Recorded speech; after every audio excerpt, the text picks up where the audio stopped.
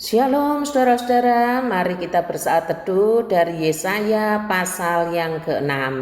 Demikianlah firman Tuhan, Yesaya 6 ayat pertama sampai 13. Dalam tahun matinya Raja Uzia, aku melihat Tuhan duduk di atas takhta yang tinggi dan menjulang, dan ujung jubahnya memenuhi bait suci. Para serafim berdiri di sebelah atasnya, masing-masing mempunyai 6 sayap. 2 sayap dipakai untuk menutupi muka mereka, 2 sayap dipakai untuk menutupi kaki mereka, dan 2 sayap dipakai untuk melayang-layang. Dan mereka berseru seorang kepada seorang, katanya, Kudus, kudus, kuduslah Tuhan semesta alam, seluruh bumi penuh kemuliaannya. Maka bergoyanglah alas ambang pintu disebabkan suara orang yang berseru itu, dan rumah itu pun penuhlah dengan asap. Lalu kataku, celakalah aku binasa, sebab aku ini seorang yang najis bibir, dan aku tinggal di tengah-tengah bangsa yang najis bibir. Mataku telah melihat Sang Raja, yakni Tuhan semesta alam. Tetapi seorang daripada serafim itu terbang mendapatkan aku. Di tangannya ada bara yang diambilnya dengan sepit dari atas mezbah. Ia menyentuhkannya kepada mulutku serta berkata, Lihat, ini telah menyentuh bibirmu, maka kesalahanmu telah dihapus dan dosamu telah diampuni. Lalu aku mendengar suara Tuhan berkata, Siapakah yang akan kuutus? Dan siapakah yang mau pergi untuk aku? Maka sahutku, ini aku, utuslah aku. Kemudian firman-Nya, pergilah dan katakanlah kepada bangsa ini, dengarlah sungguh-sungguh tetapi mengerti jangan, lihatlah sungguh-sungguh tetapi menanggap jangan. Buatlah hati bangsa ini keras, dan buatlah telinganya berat mendengar, dan buatlah matanya melekat tertutup, supaya jangan mereka melihat dengan matanya dan mendengar dengan telinganya dan mengerti dengan hatinya, lalu berbalik dan menjadi sembuh. Kemudian aku bertanya, sampai berapa lama ya Tuhan? Lalu jawabnya, sampai kota-kota telah lengang sunyi sepi, tidak ada lagi yang mendiami, dan di rumah-rumah tidak ada lagi manusia, dan tanah menjadi sunyi dan sepi.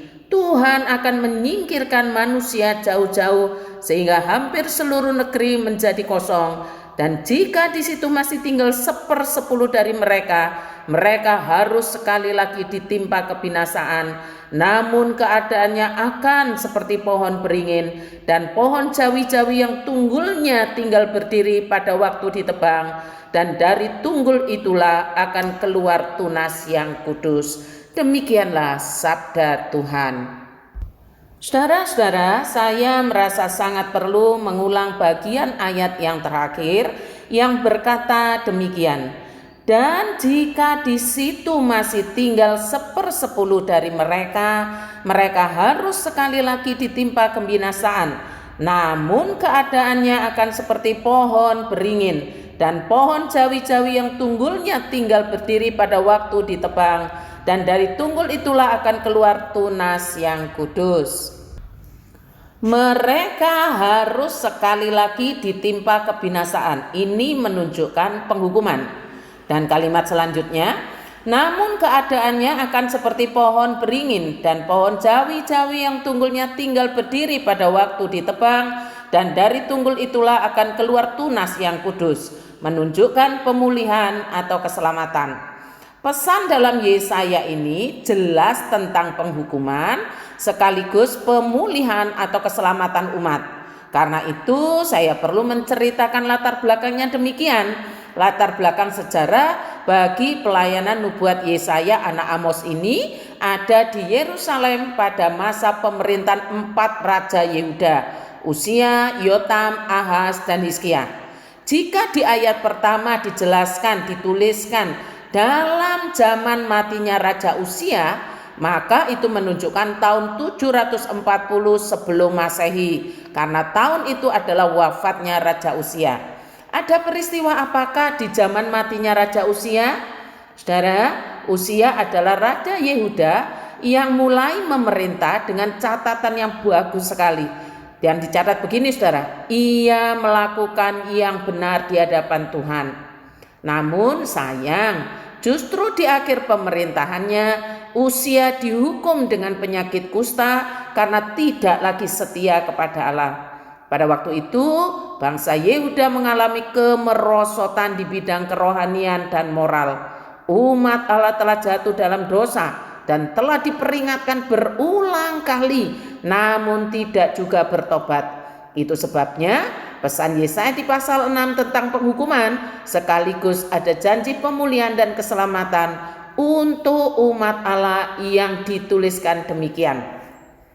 Dan jika di situ masih tinggal 1/10 dari mereka harus sekali lagi ditimpa kebinasaan, namun keadaannya akan seperti pohon beringin dan pohon jawi-jawi yang tunggulnya tinggal berdiri pada waktu ditebang, dan dari tunggul itulah akan keluar tunas yang kudus. Nabi Yesaya adalah bagian dari komunitas umat Allah, yaitu bangsa Yehuda. Karena menjadi satu komunitas, maka Nabi Yesaya sadar bahwa dirinya najis bibir. Seperti yang Nabi katakan, lalu kataku, celakalah aku binasa. Sebab aku ini seorang yang najis bibir, dan aku tinggal di tengah-tengah bangsa yang najis bibir. Namun mataku telah melihat Sang Raja, yakni Tuhan semesta alam. Kasih sayang Tuhan terhadap umatnya yang telah berdosa tidak lantas terputus. Tuhan mengutus Nabi Yesaya untuk memperingatkan umatnya supaya bertobat. Walau kenyataannya lebih banyak yang tidak bertobat dan akhirnya penghukuman itu dijatuhkan. Dari sini kita mencoba memperhatikan sikap Nabi Yesaya terhadap panggilan Tuhan. Yang pertama, menyadari keberdosaan dirinya sebagai pribadi yang najis bibir, yang tinggal di tengah-tengah bangsa yang najis bibir. Tapi ternyata beroleh kasih karunia. Apa itu? Dijauhkan dari kesalahannya dan dosanya. Begini kata malaikat itu. Tetapi seorang daripada serafim itu terbang mendapatkan aku. Di tangannya ada bara yang diambilnya dengan sepit di atas mezbah. Ia menyentuhkannya kepada mulutku serta berkata, lihat, ini telah menyentuh bibirmu, maka kesalahanmu telah dihapus dan dosamu telah diampuni. Apa tujuan Allah dengan menghapus kesalahan dan dosa Yesaya? Jawabannya adalah dengan mengutusnya kepada bangsanya sendiri yang juga najis bibir. Artinya pengampunan yang diberikan itu tidak nganggur. Pengampunan itu diberikan supaya orang itu menjadi alatnya Tuhan. Demikian sabdanya. Lalu aku mendengar suara Tuhan berkata, siapakah yang akan kuutus dan siapakah yang mau pergi untuk aku? Maka sahutku, ini aku, utuslah aku. Mari kita temukan pola yang Tuhan kerjakan dalam diri Yesaya supaya kita juga menemukan pola itu di dalam diri kita. Yesaya kan mengaku sebagai pribadi yang najis bibir, hidup di tengah komunitas yang juga najis bibir. Tapi Allah berkenan menjumpainya, memang waktu itu dengan serafim. Lalu diampuni kesalahan dan dosanya, setelah itu diutus untuk melayani Tuhannya sebagai nabi bagi bangsanya. Sebenarnya pola ini ada pada diri kita. Kita ini bukan hanya bibir saja yang najis, tapi semuanya najis bahkan terkutuk. Dan tidak ada satupun kutuk kita yang tidak ditanggung oleh Tuhan Yesus. Semua ditanggung dengan sempurna tanpa sisa. Sehingga kita menjadi miliknya tubuh dan jiwa kita. Pertanyaannya, apakah setelah kita menerima pengampunan terus nganggur? Atau setelah menerima pengampunan terus melayani Dia yang telah mengampuni kita? Silakan saudara-saudara memikirkan hal ini. Sebab tidak ada seorang pun yang diberikan iman atau pengampunan terus nganggur, gak ngapa-ngapain, gak ada itu. Iman dan pengampunan itu akan merespons seperti yang Tuhan ingini. Tuhan memberkati kita sekalian. Mari kita berdoa. Bapa di dalam surga, kami bersyukur untuk saat teduh hari ini. Tuhan mengingatkan kembali bahwa panggilan Allah, pengampunan, pembebasan dari kutuk bukan supaya kami menganggur di hadapan Tuhan, tetapi justru Tuhan pakai untuk melayani.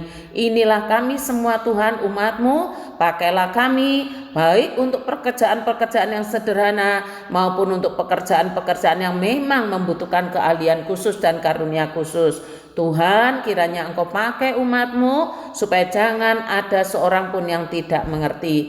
Pada hari ini Bapa, kami menyerahkan ke dalam tangan-Mu kegiatan Prapaskah, doa puasa sampai pada hari Paskah nanti.